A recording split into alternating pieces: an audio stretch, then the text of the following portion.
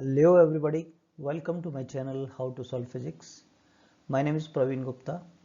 आज NCERT 12th का जो फर्स्ट पार्ट है उसका chapter 4th moving charges in magnetism start करने जा रहे हैं। इसमें वेरी फर्स्ट लेक्चर ले रहे हैं बायो-सावर्ट्स लॉ। इसमें जो टॉपिक्स हम कवर करेंगे आज के लेक्चर में वो सबसे पहले देखेंगे ऑरस्टेड ऑब्जर्वेशन, जो कि मैग्नेटिज्म की डिस्कवरी से रिलेटेड होगा कि मैग्नेटिज्म कैसे डिस्कवर हुआ था। उसके बाद आएंगे बायो-सावर्ट लॉ, जो फ्रेंच फिजिशियन है। फिर मैग्नेटिक फील्ड की डायरेक्शंस को फाइंड करने के लिए डिफरेंट रूल्स होते हैं, उन्हें समझेंगे हम। After that magnetic field due to the straight current carrying conductor, उसका डेरिवेशन भी करेंगे और डिफरेंट टाइप के केसेस लेंगे उसमें, और साथ ही साथ इनसे रिलेटेड जो न्यूमेरिकल है उनको कैसे सॉल्व करते हैं वो भी देखेंगे। तो चलिए शुरू करते हैं। सबसे पहले देखते हैं ऑरस्टेड एक्सपेरिमेंट को। ऑरस्टेड name of the scientist, electric circuit पर काम कर रहे थे, मैग्नेटिक फील्ड से कोई लेना देना नहीं, लेकिन उन्होंने देखा इलेक्ट्रिक सर्किट के पास में एक जो उनकी कंपास की निडल रखी हुई थी उसमें एक डिफ्लेक्शन आने लगा जैसे उन्होंने करंट स्विच ऑन किया। What I mean to say, when current was allowed to flow through a wire, तो वायर में करंट को फ्लो करवाएं हम, तो यहाँ जो मैग्नेटिक निडल रखी थी, ये मैग्नेटिक निडल, तो इसमें एक डिफ्लेक्शन आने लग गया। This is just an observation carried out by the ऑरस्टेड।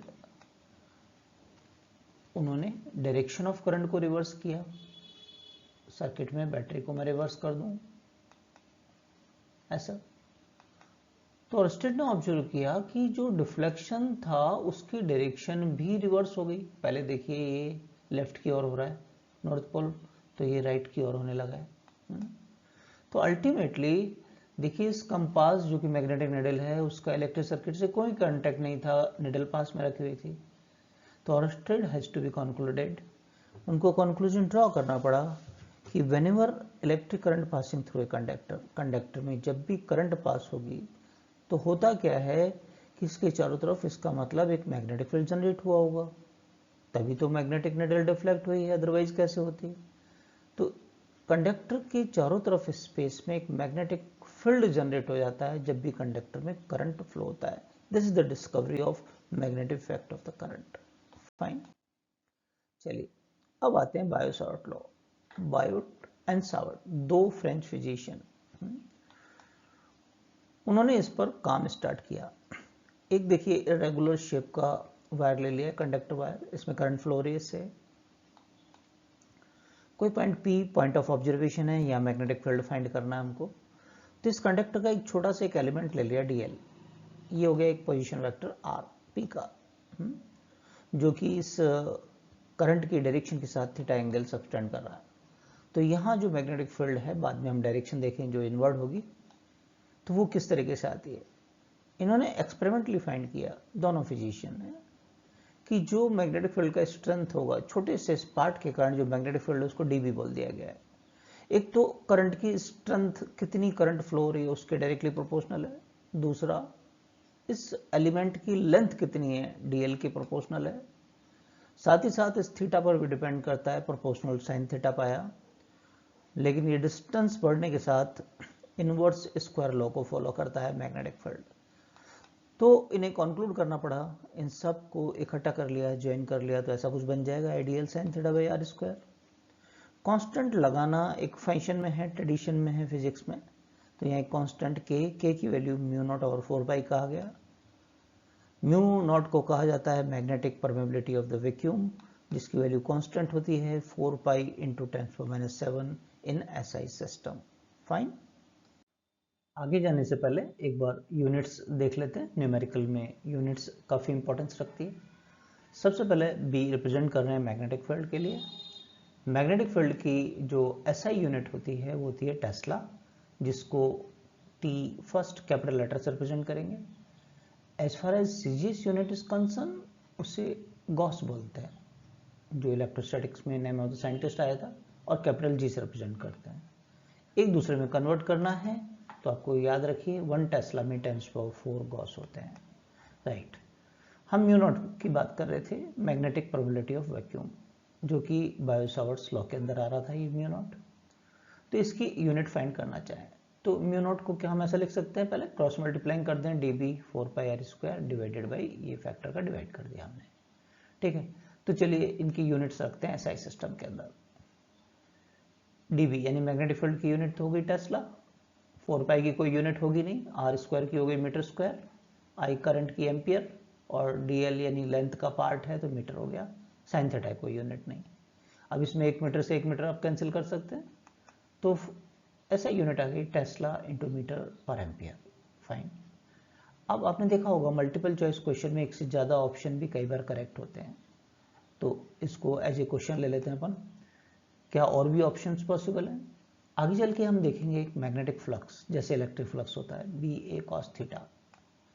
Flux की जो ऐसा यूनिट होती है weber, name of the scientist है, B की यूनिट टेस्ला, A की मीटर स्क्वायर, फाइन। तो टेस्ला इंटू मीटर स्क्वायर ये वेबर भी होता है यदि हम कट नहीं करते हैं तो यहाँ हम वेबर रख दें तो वेबर पर एम्पियर मीटर हो जाएगी ना, एक और यूनिट इसकी। Yes, this is also correct. तो ऐसा हो सकता है कि फर्स्ट ऑप्शन ये है, सेकंड ये, क्या और भी पॉसिबिलिटी है। नेक्स्ट चैप्टर में हमारे पास में आएगा सेल्फ इंडक्टेंस, एक कॉन्सेप्ट हम पढ़ेंगे, phi equal to Li, L को सेल्फ इंडक्टेंस कहते हैं, ओके। L की जो यूनिट होती है phi डिवाइडेड बाई phi की तो वेबर और I की करंट, तो वेबर पर जो एम्पियर होता है, वेबर पर एम्पियर, ये name of the scientist Henry. तो म्यू नॉट की क्या एक यूनिट और हो सकती है, हेनरी पर मीटर, राइट। तो दिस ऑल्सो करेक्ट। तो ऐसा हो सकता है कि फोर्थ हो कि ऑल करेक्ट, तो इस पर भी हमें ध्यान देना है। तो ऑल 3 आर द ऐसा unit of the mu naught, fine, clear everybody. चलिए अब मैग्नेटिक फील्ड होता है हमारा वेक्टर क्वांटिटी, तो वेक्टर फॉर्म देख लेते हैं इसका। कुछ क्वेश्चन हमें वेक्टर में डील करने होते हैं। सबसे पहले देखिए हमारे पास मैग्नेटिक फील्ड का फॉर्मूला था mu naught IDL sin theta और 4πr², है ना। तो अगर मैं 1 से मल्टीप्लाई करूँगा तो कोई फर्क नहीं पड़ेगा, लेकिन ये हमारे लिए बड़ा हेल्पफुल होगा, यूनिट वेक्टर का मैग्नीट्यूड होता है 1, है ना।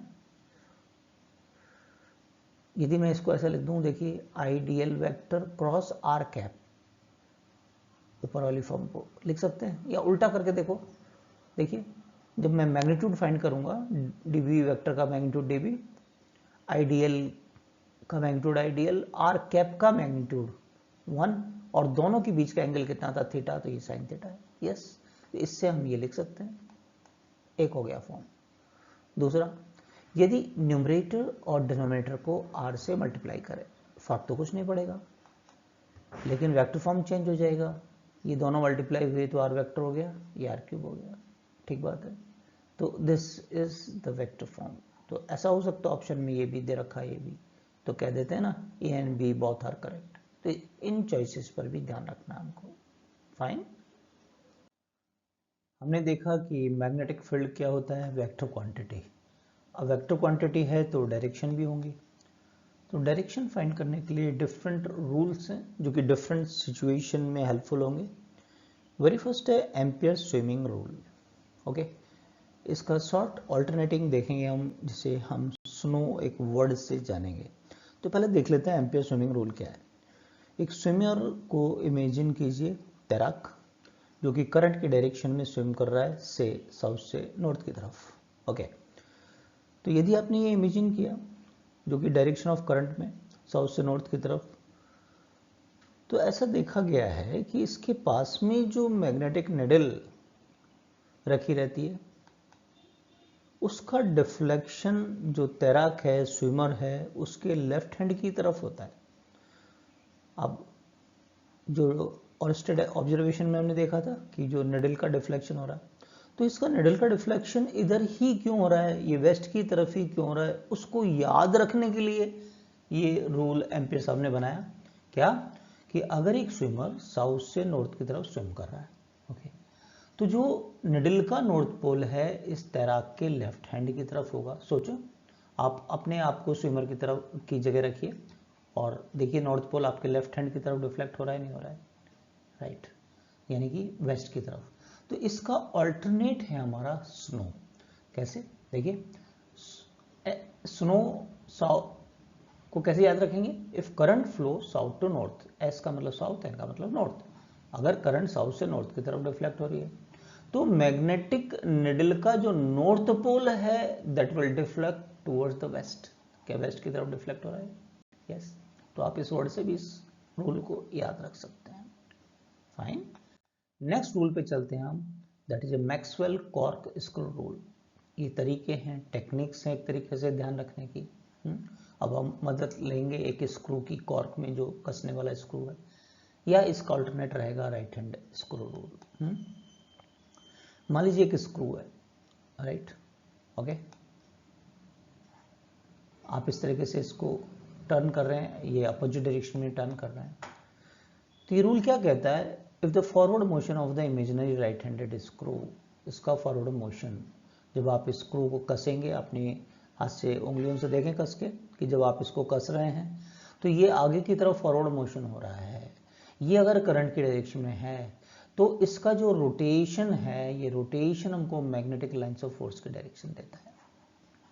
अगर आप स्क्रू को कस रहे हैं तो जिस डायरेक्शन में स्क्रू बढ़ रहा है उस डायरेक्शन में करंट मान लें, तो इसका जो रोटेशन है वो मैग्नेटिक लाइन्स ऑफ फोर्स की डायरेक्शन दे रहा है। अपोजिट डायरेक्शन में, अगर आप अपोजिट डायरेक्शन में कर रहे हैं तो स्क्रू खुलता हुआ चला जाता है, राइट। तो ये करंट की डायरेक्शन नीचे की तरफ है तो मैग्नेटिक फील्ड का डायरेक्शन ये हो गया। अब इसको याद रखने के लिए ऑल्टरनेट अच्छा है right hand thumb rule,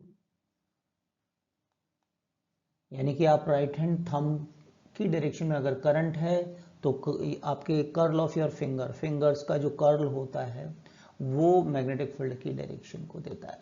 fine, ये करंट का डायरेक्शन में अगर आपका थंब है तो देखिए कर्ल ऑफ योर फिंगर का जो कर्ल है, घुमाव है, वो मैग्नेटिक लाइन्स ऑफ फोर्सेस की डायरेक्शन को रिप्रेजेंट करता है। ओके, तो इसको राइट हैंड थंब रूल या कर्ल रूल भी बोल देते हैं। तो क्या स्टेटमेंट हो गया, if the current carrying conductor is imagined to be held in right hand, right hand में पकड़ने को अज्यूम करें आप इस तरीके से कि थंब है वो पॉइंट कर रहा है डायरेक्शन ऑफ करंट को, तो टिप ऑफ योर फिंगर्स, जो फिंगर्स का घुमाव है वो आपको मैग्नेटिक लाइन्स ऑफ फोर्स की डायरेक्शन को रिप्रेजेंट करेगा, राइट। अब पेपर पे देखें, मान लीजिए इस प्लेन में के परपेंडिकुलर एक करंट कैरिंग वायर है ऐसे, ओके। तो अपना थंब रखिए राइट हैंड का इस डायरेक्शन में, फिंगर्स को घुमाइए इस तरीके से, तो फिंगर्स का जो घुमाव है आपका वो मैग्नेटिक लाइन्स ऑफ फोर्स की डायरेक्शन को देगा, लाइक दिस। क्लियर हो रहा है, आप करके देखते चलिए। इस तरीके से magnetic lines of forces generate होंगे। अपोजिट करंट हो, सपोज डाउनवर्ड डायरेक्शन में आ रही है, perpendicular to the plane of the paper और डाउनवर्ड, तो आपको इसको पकड़ना ऐसे है कि थंब आपका करंट की डायरेक्शन में आना चाहिए, तो इस बार थंब नीचे की तरफ आएगा, तो फिंगर्स हैं उनका घुमाव इस तरीके से होगा, यस और नो। तो मैग्नेटिक लाइन्स ऑफ फोर्सेस इस तरह से जनरेट होगी। इस केस में क्या हो गई, क्लॉकवाइज, इसमें क्या था, एंटी क्लॉकवाइज डायरेक्शन में। क्लियर है। चलिए अभी तक जो हमने देखा है उस पर क्वेश्चन को कैसे डील करना है वो समझ लेते हैं। Fine, very first question screen पर आपके सामने है, which drawing below shows the correct direction of the magnetic field, जिसको भी रिप्रेजेंट कर रहे हैं। ये 4 ऑप्शंस दे रखे हैं, मल्टीपल चॉइस क्वेश्चन है, एक से ज़्यादा सही हो सकते हैं, ठीक है। तो आपको बताना है कौन कौन से ऑप्शंस इसमें करेक्ट है। एक एक पर कॉन्सेंट्रेट करो। फर्स्ट ऑप्शन में इसके राइट हैंड साइड में क्रॉस मार्क बताया है कि इनटू द पेज है, पेज के अंदर की तरफ। तो पहले आपका जो राइट हैंड थंब है उसको करंट की डायरेक्शन में रखो, डाउनवर्ड, और फिर देखिए कि फिंगर्स इनवर्ड जा रही हैं कि आउटवर्ड जा रही हैं। तो आपके पर्टिकुलर इस साइड में तो क्या आउटवर्ड आएंगी, नहीं आएंगी, तो फर्स्ट तो गलत हो गया। इसी तरीके से आप सेकंड को देखिए, सेकंड में देखिए अपवर्ड, इधर तो डाउनवर्ड जाएंगी और इधर आउटवर्ड आएंगी बाहर की तरफ, तो ये डॉट ठीक है इसका मतलब, है ना। तो सेकंड सही है एक तो। और यहाँ बात करें तो यस, इस तरफ इनवर्ड जाएंगी फिंगर्स आपकी। दो करके देखें, आप थंब को रखें करंट की डायरेक्शन में, थंब को रखें करंट की डायरेक्शन में, और फिंगर्स इस तरफ इनवर्ड जाएंगी, इधर बाहर, तो थर्ड भी ठीक है, और फोर्थ अनडाउटली गलत हो गया, या तो इनवर्ड या आउटवर्ड होगी। तो इसमें कौन से ऑप्शंस करेक्ट नज़र आ रहे हैं? बी एंड सी, है ना, सेकेंड एंड थर्ड जो आपके ये वायर्स हैं, इनमें मैग्नेटिक फील्ड की डायरेक्शन करेक्ट है। अर्थात इसके अंदर तो लेफ्ट हैंड साइड में अपवर्ड होगा और इसमें राइट हैंड साइड में इनवर्ड होगा। ठीक बात है, ओके। नेक्स्ट क्वेश्चन पे चलते हैं। Magnetic field at A points P and Q on the axis of straight current carrying conductor. एक स्ट्रेट करंट कैरिंग कंडक्टर है। ये एक फंडामेंटल क्वेश्चन है पूरे चैप्टर का, ठीक है। इसके एक्सेस पर कुछ पॉइंट पी और क्यू है हमारे पास में, करंट ऐसे फ्लो हो रहा है, ये पॉइंट पी एंड क्यू। यहाँ पर मैग्नेटिक फील्ड के बारे में आपसे पूछा गया है। ये चार ऑप्शन आपके सामने हैं, एक एक पर फाइंड करेंगे। सबसे पहले पी पॉइंट पर बात करते हैं। तो ये पोजीशन वेक्टर हो गया। पोजीशन वेक्टर करंट के साथ 0 डिग्री बना रहा है। बायो-सॉर्ट्स लॉ में आइए, साइन थीटा पर डिपेंड करता है। थीटा आपका 0 है तो अनडाउटली मैग्नेटिक फील्ड कितना हो जाएगा? 0, यानी पी पॉइंट पर तो मैग्नेटिक फील्ड कितना है? 0। ओके, अब क्यू पॉइंट पर चेक कर लेते हैं। ये पोजीशन वेक्टर हो गया। इस बार देखिए करंट के साथ में कितना एंगल बना रहा है? 180 डिग्री। तो आप जानते हैं, ऑब्वियस है कि साइन 180 डिग्री पे कितना होता है आपका? 0। तो अब भी मैग्नेटिक फील्ड कितना हो जाएगा आपका? 0, यानी P और Q दोनों पॉइंट पे मैग्नेटिक फील्ड कितने होंगे? 0, यानी फोर्थ ऑप्शन आपका करेक्ट हो जाएगा। अब एक चीज़ ध्यान रखिए, हमने कहा ये फंडामेंटल क्वेश्चन है तो बस सॉल्व नहीं करना है। अब आगे से यदि पॉइंट ऑफ ऑब्जर्वेशन किसी स्ट्रेट कंडक्टर के एक्सेस पर हो, ये डॉटेड लाइन एक्सेस को रिप्रेजेंट कर रही है, तो इस एक्सिस के हर पॉइंट पर मैग्नेटिक फील्ड कितना होता है? 0। फाइन, इंपॉर्टेंट क्वेश्चन है, फंडामेंटल क्वेश्चन है। नेक्स्ट लेते हैं इसी तरीके का एक कॉन्सेप्ट बेस्ड क्वेश्चन कि यदि आपके पास सर्कुलर करंट कैरिंग कंडक्टर हो। डिटेल में सर्कुलर करंट कैरिंग कंडक्टर के डिफरेंट पॉइंट पे मैग्नेटिक फील्ड कैसे फाइंड करते हैं, वो इसका सेकंड लेक्चर होगा, बायो-सॉर्ट लॉ का सेकंड लेक्चर। नहीं तो ये लेक्चर बहुत बड़ा हो जाएगा, अभी भी काफ़ी बचा है इसके अंदर। तो लेकिन ये क्वेश्चन बेस्ड है अभी तक जो हमने सीखा उस पर, इसलिए यहाँ पर ले रहे हैं इस क्वेश्चन को कि आपके पास एक सर्कुलर करंट कैरिंग कंडक्टर है। ओके, तो हमसे पूछा है किन पोजीशन पर तो मैक्सिमम होगा मैग्नेटिक फील्ड और कहाँ मिनिमम होगा। ये चार ऑप्शन आपके सामने है। करंट ऐसे फ्लो हो रहा है आपका। तो पहले लेते हैं सर्कमफेरेंस पे कोई पॉइंट ले लिया मैंने, जैसे मान लीजिए यहाँ एक पॉइंट है मेरा P। ओके, तो ये पोजीशन वेक्टर ये हो गया R। ये देखिए सर्कमफेरेंस पे पॉइंट P यहाँ भी हो सकता है आपका, तो या तो देखिए I के साथ R वेक्टर 0 डिग्री बनाएगा, या इधर हो गया मान लीजिए, ठीक है, तो 180 डिग्री बनाएगा। लेकिन हमें पता है कि थीटा आपका चाहे 0 डिग्री हो 180 डिग्री हो, दोनों केसेस में कितना हो जाता है? 0, है ना। तो मैग्नेटिक फील्ड की वैल्यू कितनी हो जाएगी? 0। तो क्या कंक्लूजन ड्रॉ हुआ? सर्कुलर कंडक्टर के सर्कमफेरेंस के हर पॉइंट पर मैग्नेटिक फील्ड की वैल्यू कितनी होगी? 0, यानी 0 से कम तो कुछ होगा नहीं, तो मिनिमम होगा। ओके, अब दूसरा केस लीजिए, सेंटर पे एक पॉइंट ले लीजिए, ये पोजीशन वेक्टर ले लिया R C यहाँ से। अब देखिए यहाँ थीटा कितना है? 90 डिग्री है।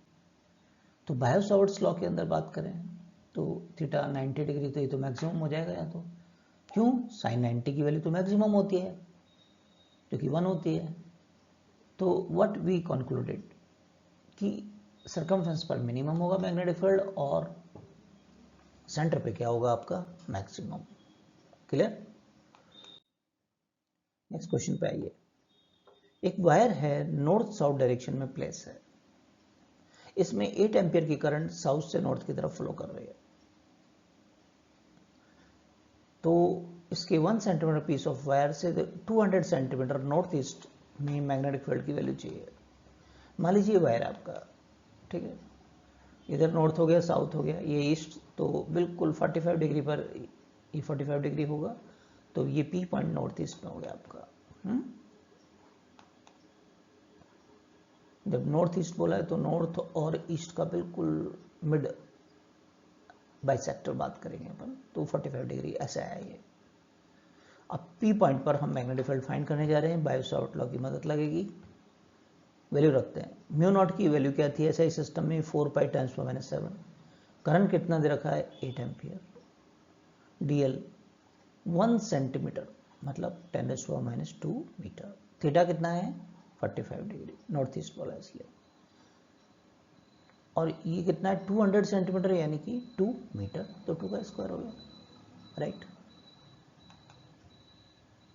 अब ये 4 पाई से तो 4 पाई कट हो गया, ये 2 स्क्वायर यानी 4 कट होगा तो ये 2 बचा, और साइन 45 1/√2, ठीक है। √2 का 2 में डिवाइड होगा तो √2 हो जाएगा, 10⁻⁹ टेस्ला।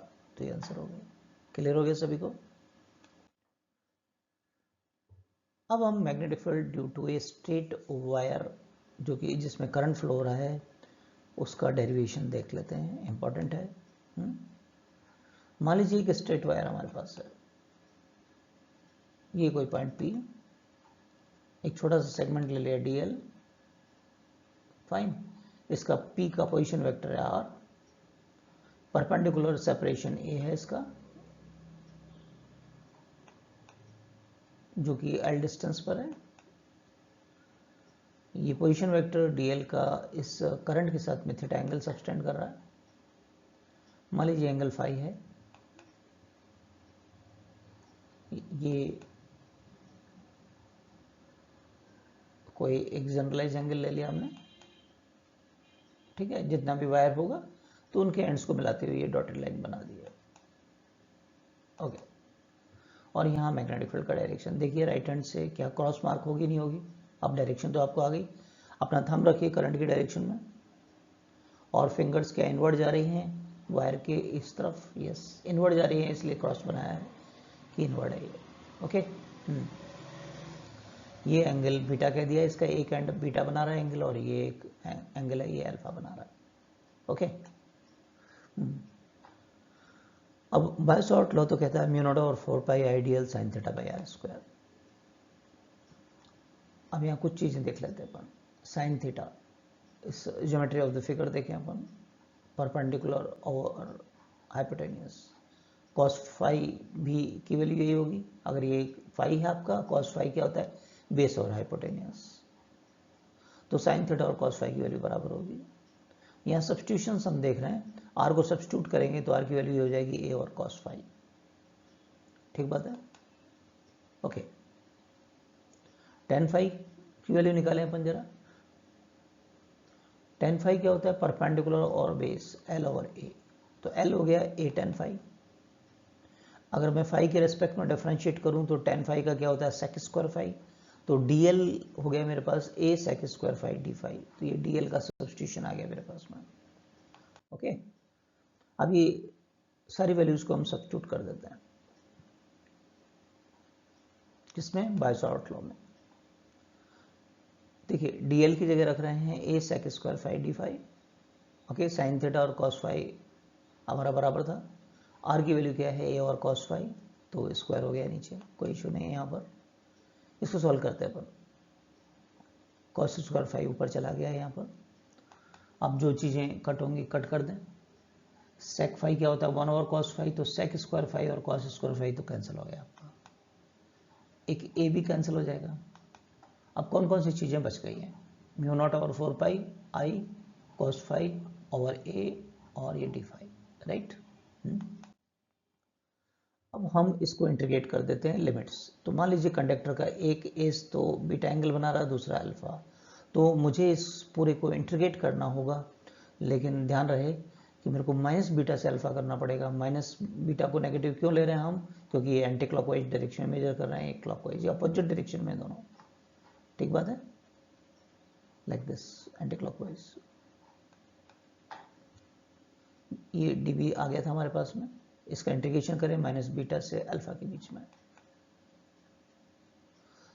तो cos फाई के अलावा सारी चीज़ें कांस्टेंट हैं, केवल cos फाई को छोड़ दिया इंटीग्रेशन के बीच में हमने। cos फाई का इंटीग्रेशन क्या होता है sin फाई, लिमिट्स रह गई हैं माइनस बीटा से alpha, upper limit minus lower limit, sine minus theta minus sine theta होता है तो ये प्लस बना देगा। तो अल्टीमेटली मैग्नेटिक फील्ड का फॉर्मूला हमारे पास ये आ गया है। Clear everybody. चलिए अब देखते हैं magnetic field due to a straight wire carrying current. यहाँ पर हमारा फोकस है एक्चुअली कांस्टेंट जो लेंथ है उस पर, जो अभी डेरिवेशन किया था, है ना। फिर इसको इन्फिनाइट में कन्वर्ट कर लेंगे अपन। ओके, फॉर्मूला ये देखा था जो कि हमने ड्राइव कर लिया है। अब क्या होता है कई बार कि हमें ये अल्फा बीटा की जानकारी नहीं होती है, कंडक्टर की एजेस के साथ बने हुए एंगल है उनकी जानकारी होती है। तो आप ये जानते हैं कि अल्फा और थीटा में क्या रिलेशन होगा, अल्फा क्या 90 माइनस थीटा 1 है, तो यहाँ मैंने अगर 90 माइनस थीटा 1 रखा तो ये कॉस थीटा 1 बन जाएगा, और ये क्या बन जाएगा इसी तरीके से कॉस थीटा 2। तो सिंपल सा आपको ध्यान रखना है, अगर अल्फा बीटा ध्यान नहीं हो, थीटा 1 थीटा 2 गिवन हो, तो आप इसको कॉस में कन्वर्ट करके लिख लें और फॉर्मूला ये एप्लीकेबल हो जाएगा। अब बात ये आ रही है कि फिक्स्ड वायर नहीं है, इनफिनाइट वायर है, तो फिर क्या करेंगे अपन? तो देखिए उस केस में ये एंगल अल्फा मेजर होगा नहीं, आप इसको पकड़ने के लिए जाएंगे तो कभी भी ये लाइन इसको टच नहीं करेगी अगर ये इनफिनाइट है। दो लाइनें एक दूसरे को टच कब नहीं करती हैं, जब परपेंडिकुलर होती हैं। तो ऐसे केस में आपके अल्फा बीटा होंगे 90 डिग्री। क्या होंगे? 90 डिग्री। और साइन अल्फा और साइन बीटा की वैल्यू कितनी हो जाएगी? 1। तो यहाँ 1 1 रख दें अपन, 1 और 1 2, तो फॉर्मूला क्या बन गया? म्यू नॉट आई ओवर 2 पाई ए। इसी तरीके से सेमी इन्फिनाइट वायर हो, अभी तो वायर पूरा इन्फिनाइट था, दोनों एंड इन्फिनिटी की तरफ जा रहे हैं।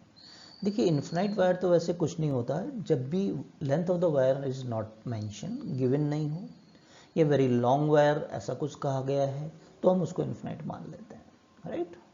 सेमी इन्फिनाइट इसी तरीके से एक एंड इन्फिनिटी तक जा रहा है और एक एंड के सामने पॉइंट ऑफ ऑब्जर्वेशन है, तो इसको कहते हैं सेमी इन्फिनाइट, की एक तरफ इन्फिनाइट है, ठीक है। इसमें केस में क्या होगा, ये अल्फा तो 90 डिग्री हो जाएगा और बीटा ऑफ कोर्स बोला है इस एंड के सामने है, तो बीटा 0 हो जाएगा आपका। अल्फा 90 और बीटा, अल्फा 90 तो साइन अल्फा 1 हो गया और ये कितना हो जाएगा? 0। तो वैल्यू प्लेस करके देखो, म्यू नॉट ओवर 4 पाई है। तो आप ये याद रखिए, इन्फिनाइट वायर के लिए होता है म्यू नॉट आई ओवर 2 पाई है, और सेमी इन्फिनाइट होते ही इसका हाफ हो जाएगा, यानी mu naught I over 4 pi. Clear? अब वेरिएशन ऑफ मैग्नेटिक फील्ड यानी कि ग्राफ से देखेंगे स्ट्रेट वायर में कैसे वेरी करता है। हमने देखा इन्फिनाइट वायर के लिए ऐसा होता है। ओके, मैग्नेटिक फील्ड देख रहे हैं मैग्नेटिक वायर से और डिस्टेंस के साथ में। तो आप ये देखिए बी इनवर्सली प्रोपोर्शनल टू ए, तो क्या रेक्टेंगुलर हाइपरबोलिक नेचर होगी, किसी तरफ जाए तो जैसे जैसे हम दूर जाएंगे ए बढ़ेगा तो बी की वैल्यू रेक्टेंगुलर हाइपरबोलिकली कम होती हुई चली जाएगी। तो this is the variation. Fine. अब इस पे हम क्वेश्चंस देख लेते हैं स्ट्रेट वायर पर किस तरीके के क्वेश्चंस बनते हैं। एक क्वेश्चन स्क्रीन पर आपके सामने है कि पी पॉइंट पर मैग्नेटिक फील्ड फाइंड करना है। वायर में जो करंट है वो 10 एम्पियर है आपका। ओके, और देखिए किस तरीके से ज्योमेट्री दे रखी है आपका। ये पी पॉइंट की सिचुएशन ऐसे दे रखी है कि इसकी एक एज से 5/3 मीटर है। ओके, और पी पॉइंट को ये परपेंडिकुलर मिलाने वाली जो लाइन है यहाँ से ये 4/3 और नीचे की तरफ है 3/4 मीटर, और इस एज से है 5/4। यानी कि कुछ भी क्लियर नहीं है, ना तो अल्फा बीटा पता है ना ए पता है हमको, कोई इशू नहीं है। देखिए कैसे डील करेंगे क्वेश्चन को। पहले फॉर्मूला लेके चले, फिक्स्ड एंड का वायर है इसलिए ये। एक तो ए नहीं पता तो ए पता करते हैं पहले तो देखिए राइट एंगल ट्राइंगल से ही आपको हाइपोटेनस पता है और ये परपेंडिकुलर पता है, तो hypotenuse square minus perpendicular square, 3 square आपका एलसीएम आ जाएगा, स्क्वायर रूट लेंगे तो वो 3 हो जाएगा, ऊपर 5 स्क्वायर माइनस 4 स्क्वायर, तो ये भी 3 हो गया। तो इंटरेस्टिंग, ए की वैल्यू आ गई 1 मीटर। आप खुद करके देखें, सॉल्व करके देखें। ओके, तो ए की जगह तो 1 लिख दिया मैंने, बाकी ये वैल्यू पता है आपको। अब साइन की बात करें तो साइन अल्फा तो सिंपल है, परपेंडिकुलर और हाइपोटेनस 4/3 5/3। इसी तरीके से साइन बीटा परपेंडिकुलर और हाइपोटेनस 3/4। 3 3 कैंसिल हो जाएगा, 4 4 कैंसिल हो जाएगा, तो यहाँ 4/5 बचा है, यहाँ 3/5 बचा है। 4 पाई को कैंसिल कर दीजिए यहाँ पर, बाकी एज इट इज है आपके पास में। ये 7/5 हो गया आपका, ये 2 से कट होगा तो 14 हो गया, तो 1.4 × 10⁻⁶ टेस्ला आपका आंसर हो जाएगा। क्लियर? इसको 1.4 माइक्रो टेस्ला भी कह सकते हैं। आप वीडियो को पॉज करके खुद से रिवाइज करो, क्वेश्चन को पक्का करते चलो। नेक्स्ट क्वेश्चन आपके सामने है, find magnetic field due to a parallel current carrying wire. Different points हैं आपके, P1 है बीच में, तो दो वायर्स हैं, उनके बीच में ठीक सेंटर में एक P1 है और सेकंड के राइट हैंड साइड में P2 है, फर्स्ट के लेफ्ट हैंड साइड में P3। इन पॉइंट्स पर मैग्नेटिक फील्ड चाहिए हमको। सबसे पहले हम P1 की बात करते हैं, यहाँ पर चाहिए। तो दोनों वायर की सुपरपोजिशन प्रिंसिपल फर्स्ट वायर की वजह से भी होगा, सेकंड की वजह से भी होगा। वेक्टर है, एक से ज़्यादा है, इसलिए वेक्टर साइन यूज कर रहे हैं, वेक्टर सम करेंगे। फर्स्ट वायर की वजह से हमने देखा था इन्फिनाइट, वायर की लेंथ नहीं गिवन है तो इन्फिनाइट मान लीजिए। मैग्नीट्यूड क्या होगा, mu naught I over 2πr। और इसकी वजह से इधर राइट हैंड साइड में थंब रखो, पहले करंट की डायरेक्शन में, करंट की डायरेक्शन में थंब रखो और फिंगर्स देखो कि इनवर्ड जा रही हैं कि P1 पर। यस, तो इसलिए क्रॉस कर दिया, है ना। अब सेकंड पर आ जाओ, सेकंड की वजह से मैग्नीट्यूड तो यही होगा। और पहले थंब रखो अपना इधर, इधर तो फिंगर से इनवर्ड जाएंगे, इधर आउटवर्ड आ रही है कि नहीं आ रही, इसलिए डॉट। अब आप देख सकते हैं मैग्नीट्यूड इक्वल है, डायरेक्शन अपोजिट है तो कैंसिल कर देंगे और कितना हो जाएगा ये 0। तो P1 पर तो मैग्नेटिक फील्ड कितना हो गया आपका 0। फाइन, चलिए अब 2 पर ले लेते हैं। 2 पर दोनों के कारण, 1 और 2 के कारण, इन्फिनाइट कंडक्टर के कारण फॉर्मूला होता है mu naught I over 2πr। तो r इस बार कितना होगा, ये तो 2r हो गया और ये r, तो ये 3 हो गया। इसके कारण राइट हैंड साइड में पहले थंब रखो आई की डायरेक्शन में, क्या इसके राइट हैंड साइड के हर पॉइंट पर इनवर्ड जा रही है फिंगर, यस। और इस सेकंड के भी राइट हैंड साइड में ये करंट की डायरेक्शन में थंब रखो और करके देखो इधर इनवर्ड जा रही है कि फिंगर्स, तो ये क्रॉस हो गया, ये डिस्टेंस यहाँ से आ रहा है। ओके, इसको सॉल्व करेंगे। यहाँ से mu naught I over 2πr common आ सकता है, 1/3 + 1, डायरेक्शन दोनों एक ही है तो कॉमन ले लिया, ये 4/3 हो गया हमारे पास, है ना। आप चाहें इसको और सॉल्व कर सकते हैं, बात समझ में आ गई। और सॉल्व करके देखो ये आ रहा है नहीं आ रहा है, एक 2 कट हो जाएगा यहाँ पर, तो 2 mu naught I over 3πr और मैग्नेटिक फील्ड का डायरेक्शन है क्रॉस। चलिए अब थर्ड पॉइंट पे चलते हैं, फर्स्ट के कारण और सेकंड के कारण। सबसे पहले r डिस्टेंस पे इन्फिनाइट वायर के कारण क्या होता है, mu naught I over 2πr। अब इस वायर के अलोंग अपना थंब रखो राइट हैंड का, इधर पूछते तो क्रॉस क्योंकि फिंगर्स इनवर्ड जाएंगे, और इधर पूछेंगे तो बाहर आ रही हैं फिंगर्स, इसलिए डॉट है। इसके भी ये लेफ्ट हैंड साइड में आ गया पॉइंट आपका म्यू नॉट आई ओवर 2π, और ये सेपरेशन देखो, ये r r 2r, ये r 3r हो गया, दिस इज 3r। क्लियर है, फाइन। और डॉट है, mu naught I over 2πr common ले लीजिए, 1 + 1/3 एंड डॉट। सॉल्व कीजिए बिल्कुल इसी तरीके का, बस डायरेक्शन अपोजिट आ रहा है, 2 कट कर दीजिए, 2 mu naught I over 3πr और डायरेक्शन है आउटवर्ड। तो क्लियर है सभी को, फाइन।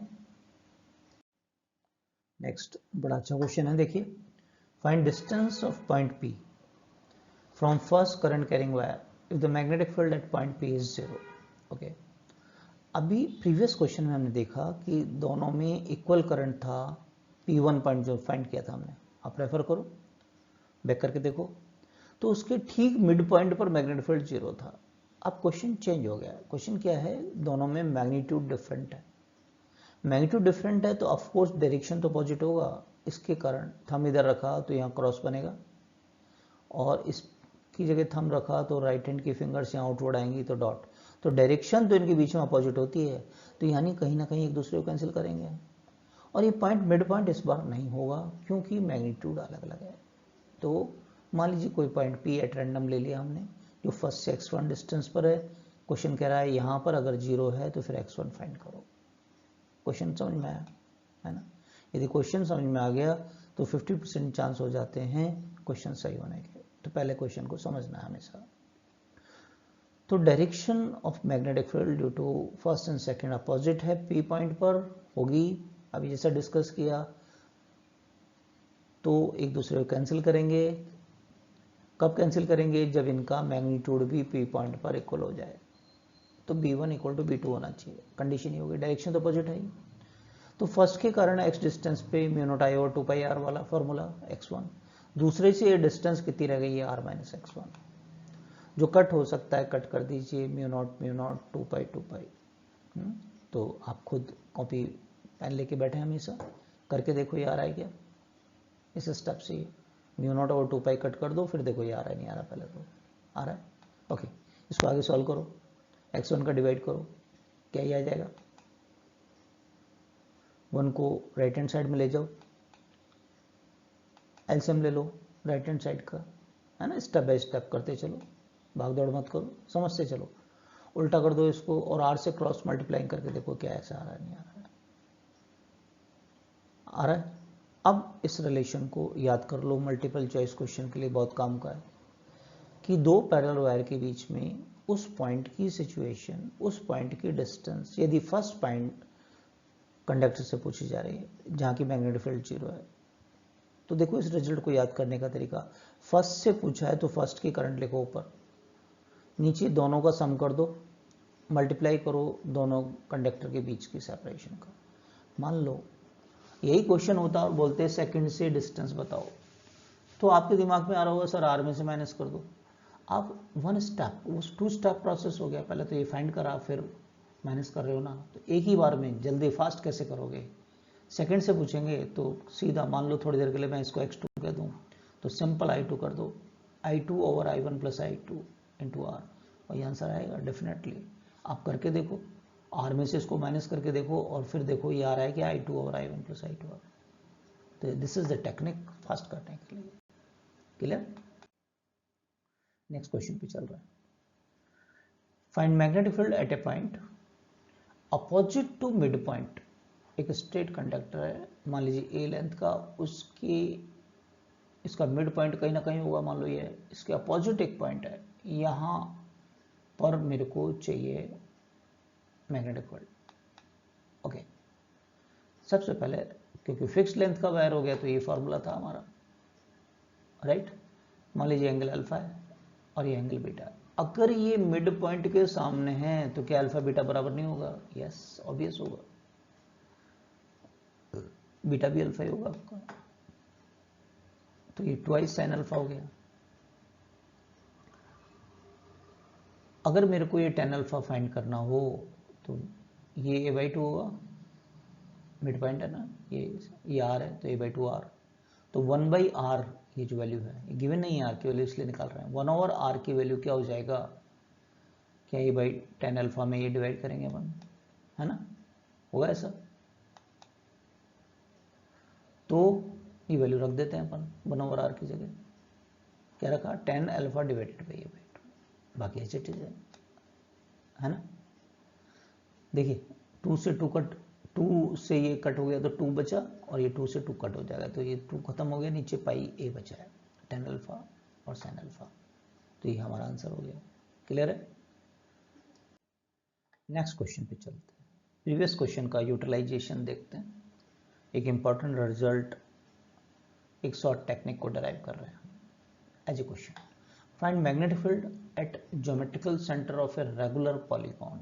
रेगुलर पॉलीगॉन जैसे हेक्सागन है, regular polygon of N side. अब हेक्सागन नहीं, कोई इतनी भी साइड हो सकती है, जिसकी हर एक साइड की वैल्यू कितनी है ए, जैसे ये मैंने बनाने की कोशिश की है। अभी कितनी भी साइड हो सकती है, एन साइड हो सकती है, हर एक साइड कितनी है ए।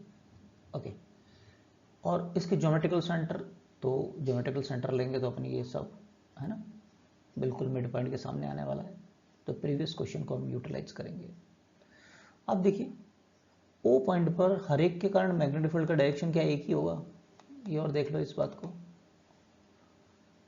आप थंब को डाउनवर्ड रखो, राइट हैंड को, क्या इस तरफ बाहर आ रही है कि फिंगर्स आपकी, ये देखो जरा, ऐसे बाहर आ रही है क्या, इधर करके देखो, यस, तो इसके कारण डॉट है। क्या इसके कारण भी डॉट है क्या, ये देखो, क्या इसके कारण भी डॉट है, क्या इसके कारण भी डॉट है।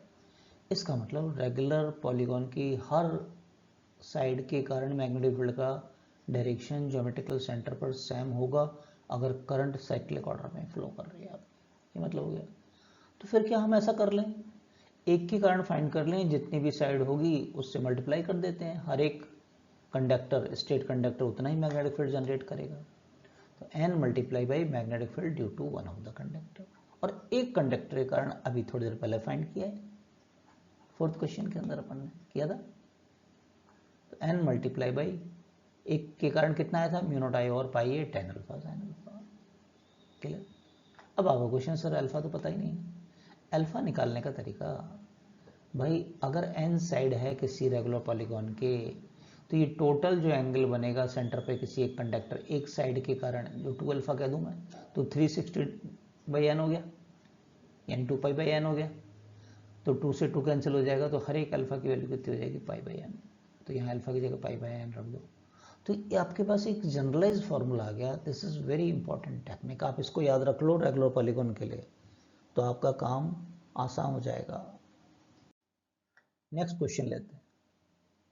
अब नाम दे दिया जाए आपको रेगुलर पॉलीगॉन का। Find magnetic field at geometrical centre of equilateral triangle, हर एक साइड है। अब इक्विलैटरल ट्राइंगल बोल दिया, अभी ड्राइव किया था। यदि उस टेक्निक को काम में लेना चाहें तो देखिए और आसान हो जाएगा अब आपका काम। ये ज्योमेट्रिकल सेंटर हुआ है आपका, करंट ऐसा फ्लो हो रहा है इसमें साइक्लिक ऑर्डर के अंदर, ये जरूरी है, साइक्लिक ऑर्डर में करंट फ्लो होना चाहिए। अभी हमने देखा कि क्या होता है रेगुलर पॉलीगॉन के सेंटर पे, n mu naught I over pi a tan alpha sine alpha, derive कर दिया हमने पहले। अब आपको क्या करना है, सिंपली अल्फा की वैल्यू π/n आया था, कैसे आया था ये भी बता दिया था। बस n की वैल्यू आप नाम लेते क्वेश्चन में, बस आप देख लो रेगुलर पॉलीगॉन का नाम क्या है, आपको पता लग गया n कितना हो गया, 3 होती है साइड ट्राइंगल के अंदर, बस n की वैल्यू रख दो और आपका आंसर आ जाएगा। देखो कॉपी में आप भी करके देखो, n की वैल्यू रखो जरा, n जहां जहां आ रहा है वहां 3 रख दो। 10π/3 यानी 60 डिग्री, 10 60 √3 होता है, और साइन 60 कितना होता है, √3/2। बस इसको सॉल्व कर लो, ये 3 बन जाएगा, 3 3 जा 9, तो आपका ये आंसर आ गया। Done, simple. अब आपका काम हो गया n की वैल्यू रखना। और करो, मान लो आपसे कह दिया जाए स्क्वायर, स्क्वायर भी तो रेगुलर पॉलीगॉन होता है, नहीं क्या? साइक्लिक ऑर्डर में करंट फ्लो हो रहा है, आपके दिमाग में आना चाहिए, है ना। अब जनरल तरीके से नहीं करेंगे जो बाकी लोग करते हैं। n की वैल्यू क्या, अल्फा की वैल्यू क्या होती है, π/n, और n क्या है इसके लिए, बस नाम लेते हैं। स्क्वायर में कितनी साइड होती है, सब जानते हैं, 4 होती है। n की जहां n आ रहा है वहाँ 4 रख दो, आपका आंसर आ जाएगा फटाफट। सॉल्व करके देखो खुद, पहले पॉज कर लो वीडियो को और खुद से करो पूरा, फिर आंसर चेक करना। 10π/4 1 और साइन 45 1/√2, कट कर दो, 2√2 म्यू नॉट आई और पाई है। और इसको स्क्वायर वाला रिजल्ट इंपॉर्टेंस रखता है, ये और क्वेश्चंस के साथ में भी काम में आता है, तो आप इसको याद रख सकते हैं, तो इस रिजल्ट को याद रख लीजिए। एक और क्वेश्चन लेते हैं। Find magnetic field at geometrical centre of the regular hexagon of side a. अब आप पहले खुद करो, इस वीडियो को पॉज कर लो, इस क्वेश्चन को सॉल्व करो पहले, जबकि साइक्लिक ऑर्डर में करंट फ्लो हो रहा है। स्टार्ट करो इस फॉर्मूले से। अल्फा की वैल्यू कितनी है, π/n, बार बार हम क्वेश्चन करते हैं तो याद हो जाती है वैल्यू। हेक्सागोन में साइड कितनी होती है, 6। सॉल्व किया आपने, नहीं तो करके देखो, फिर आप क्रॉस चेक करना।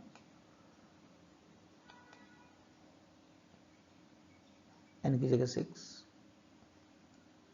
tan 30 डिग्री 1/√3, साइन 30 डिग्री 1/2, ये 2 से 6 कट हुआ तो 3, तो आंसर कितना हो गया, √3 म्यू नॉट आई ओवर पाई। तो आई थिंक इतना पोर्शन क्लियर हो गया स्ट्रेट कंडक्टर तक आपका, राइट। नेक्स्ट लेक्चर हम इसी चैप्टर का मूविंग चार्जेज एंड मैग्नेटिज्म का बायोसॉफ्ट को कंटिन्यू करेंगे, इसका सेकंड पार्ट कह लीजिए। इसमें जो टॉपिक हम कवर करेंगे, पहला हुआ magnetic field on axis of current carrying loop, circular loop को लेंगे उसमें। आज के लेक्चर में तो स्ट्रेट कंडक्टर लिए थे हमने, फाइन। फिर सेंटर पर मैग्नेटिक फील्ड कैसे फाइंड करते हैं, फिर उस लूप का कोई एक सेक्शन हो जिसको हम आर्क कहते हैं, उसकी वजह से मैग्नेटिक फील्ड कैसे फाइंड करेंगे। फिर स्ट्रेट कंडक्टर जो फर्स्ट लेक्चर में पढ़ा और ये आर्क, दोनों के कॉम्बिनेशन से मिलकर जो कंडक्टर बनते हैं, उसके लिए मैग्नेटिक फील्ड कैसे फाइंड करेंगे, और इनसे रिलेटेड न्यूमेरिकल प्रॉब्लम को सॉल्व करेंगे। तो मज़ा आने वाला है। तो जो फर्स्ट टाइम आए सब्सक्राइब कीजिए, लाइक कीजिए और अपने दोस्तों को शेयर कीजिए। मिलते हैं नेक्स्ट लेक्चर में। Thank you for watching.